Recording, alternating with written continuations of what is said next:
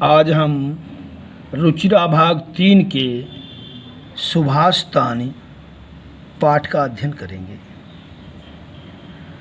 सुभाषित शब्द सु प्लस भाषित इन दो शब्दों के मेल से संपन्न होता है। सु का अर्थ सुंदर मधुर तथा भाषित का अर्थ वचन है। इस तरह सुभाषित का अर्थ सुंदर वचन है। प्रस्तुत पाठ में सूक्ति मंजरी, नीति शतक, मनुस्मृति, शिशुपालवधम, पंचतंत्रम से रोचक और विचारोत्तेजक श्लोकों को संग्रहित किया गया है। प्रथम श्लोक। गुणा गुणज्ञे सुगुणा भवन्ति ते निर्गुणं प्राप्य भवन्ति दोषाः सुस्वादुतो यः प्रभवन्ति नद्यः समुद्रमासाद्य भवन्ति पेयः गुणा गुणज्ञेषु गुणा भवन्ति। कवि कहता है इसमें कि गुण गुणवान लोगों में गुण होते हैं। गुणवान लोगों में गुण होते हैं। ते निर्गुणम प्राप्य भवन्ति दोषाः। ते माने वे निर्गुणम प्राप्य गुणहीन व्यक्ति के पास पहुँच करके भवन्ति दोषाः दोष हो जाते हैं। गुणवान लोगों में तो गुण होते हैं, लेकिन वही गुण गुणहीन व्यक्ति के पास पहुँच करके दोष बन जाते हैं।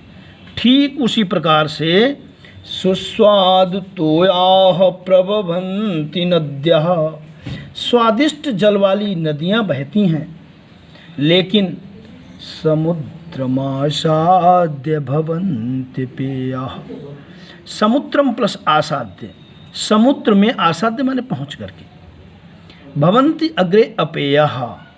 भवन्ति माने होती हैं, अपेयः माने न पीने योग्य। लेकिन जब वे नदियाँ समुद्र में आसाद्य समुद्र में पहुँचती हैं तो वे अपेय हो जाती हैं, अर्थात उनका जल पीने योग्य नहीं रह जाता है। साहित्य संगीत कला विहीनः साक्षात् पशुः पुच्छ विषाणहीनः तृणं न खादन्नपि जीवमानः तदभागधेयं परमं पशूनां। साहित्य संगीत कला विहीनः साक्षात् पशुः पुच्छ विषाणहीनः। यहाँ पर कवि कहता है कि साहित्य संगीत और कला से हीन व्यक्ति साक्षात ऐसे पशु के समान है, जिसके न तो पूँछ है और न सींग है। अर्थात जो व्यक्ति साहित्य संगीत और कला से हीन है, जिसके अंदर न साहित्य है, न संगीत है, न कला है, ऐसा तो व्यक्ति ठीक उसी पशु के समान है जिस पशु के न तो पूँछ है और विषाणा माने सींग, न जिसके सींग हैं। तृणम न खादन्नपि जीवमानः। वो तिनके तो नहीं खाता है, वो व्यक्ति तिनके तो नहीं खाता है, लेकिन उससे तो अच्छा तिनके खाने वाला वो जानवर है जिसके पूँछ भी है, सींग भी है। ऐसे जानवर से भी वो व्यक्ति बदतर है, जिसके पास न तो साहित्य है, न संगीत है, न कला है। तदभागधेयं परमं पशूनाम। उसका भाग्य तो पशुओं के भाग्य से भी बदतर है, अर्थात उसका जीवन पशुओं के जीवन से भी निकृष्ट जीवन है। उससे तो पशुओं का जीवन अच्छा है। एक बार फिर से, जो व्यक्ति साहित्य संगीत और कला से हीन है, वह साक्षात ऐसे पशु के समान है जिसके न तो पूँछ है और न सींग है। वो तिनके न खाता हुआ जीवित रहता है, लेकिन उससे तो श्रेष्ठ पशुओं का जीवन है। लुब्धस्य नश्यति यशः पिशुनस्य मैत्री नष्टक्रियस्य कुलमर्थ परस्य धर्मः विद्याफलं व्यसनिनः कृपणस्य सौख्यम राज्यम प्रमत्त सचिवस्य नराधिपस्य। इसमें कवि कहता है कि लुब्धस्य नश्यति यशः।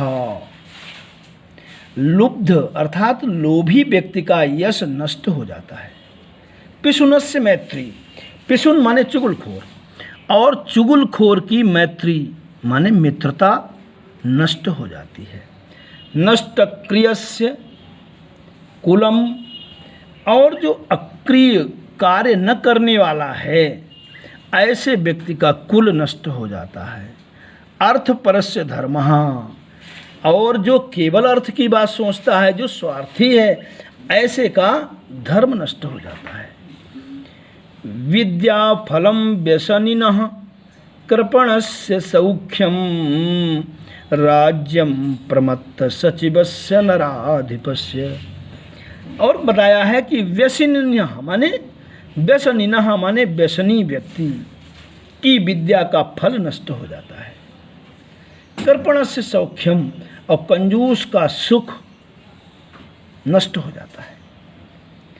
राज्यम प्रमत्त सचिवस्य नराधिपस्य, प्रमत्त सचिव, प्रमत्त मदमस्त, ऐसे सचिव से युक्त राजा का, नराधिपस्य माने राजा का, नरों का अधिप है अर्थात स्वामी है जो, वह ऐसे राजा का राज्य भी नष्ट हो जाता है। एक बार फिर से, लोभी व्यक्ति का यश नष्ट हो जाता है। पिशुनस्य, चुगलखोर की मैत्री नष्ट हो जाती है, और कार्य न करने वाले के कुल का नाश हो जाता है। स्वार्थी व्यक्ति का धर्म नष्ट हो जाता है, और व्यसनी व्यक्ति की विद्या का फल नष्ट हो जाता है। कृपण अर्थात कंजूस का सुख नष्ट हो जाता है, और प्रमत्त सचिव से युक्त राजा के राज्य का नाश हो जाता है। चतुर्थ श्लोक देखेंगे। इसमें बताया गया है कि सज्जन पुरुष सबके साथ समान व्यवहार करते हैं और अच्छी बात ही करते हैं। पीत्वा रसम तु कटुकम मधुरम समानम माधुर्यमेव जनयेन मधुमक्षिकासु संतस्तथैव समसज्जन दुर्जनानां श्रुत्वा वचः मधुरस सूक्तरसं सृजन्ति श्रुत्वा वचः मधुर सूक्तरसं सृजन्ति पीत्वा रसं तु कटुकम मधुरम समानम। कहा कि माधुर्यमेव जनयेन मधुमक्षिकासौ, असौ मधुमक्षिका, ये मधुमक्खी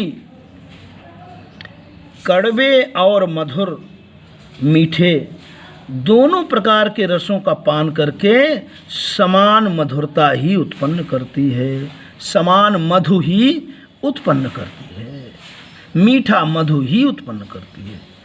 कहा यह मधुमक्खी, असौ मधुमक्षिका, यह मधुमक्खी कटुकम मधुरम, कड़वे और मीठे रस का पान करके समान रूप से माधुर्यमेव मधुम जनयेत, माधुर्य माने मीठे, मधु माने शहद का ही निर्माण करती है, मधुरता का ही निर्माण करती है अर्थात मधुरता ही उत्पन्न करती है। कहा ये मधुमक्खी चाहे कड़वे रस का पान करे चाहे मीठे रस का पान करे, लेकिन समान रूप से यह मधुरता ही मधु के रूप में उत्पन्न करती है। संतस्तथैव समसज्जन दुर्जनानां श्रुत्वा वचः, कहा कि संत लोग उसी प्रकार से, तथैव माने उसी प्रकार से, संत लोग समान रूप से सज्जन और दुर्जनों के वचनों को सुनकर के मधुर सूक्त रसम सृजन्ति, मधुर सूक्त रूपी रस का सृजन करते हैं। उसी प्रकार से सज्जन पुरुष समान रूप से सज्जनों और दुर्जनों के वचन को सुन करके मधुर ही बोलते हैं, मधुरता का ही सृजन करते हैं। महताम प्रकृति ही सैव वर्धितानां परैरपि, महतां प्रकृतिः सैव वर्धितानां परैरपि, न जहाति निजं भावं संख्यासुलाक्तिर्यथा। कहा कि जिस महतां प्रकृति, महान लोगों की प्रकृति ही ऐसी होती है, उनका स्वभाव ही ऐसा होता है, वर्धितानां परैरपि, वो दूसरों से जो है अच्छी चीजें ही ग्रहण करते हैं। न जहाति निजम भावम, वे अपने भाव को नहीं छोड़ते हैं, अपने स्वभाव को नहीं छोड़ते हैं। ठीक उसी तरीके से संख्यासु लाकृतिर यथा, यथा माने जैसे 9 का अंक, जैसे 9 के आकार वाला अंक अपने स्वभाव को नहीं छोड़ता है, वैसा ही बना रहता है।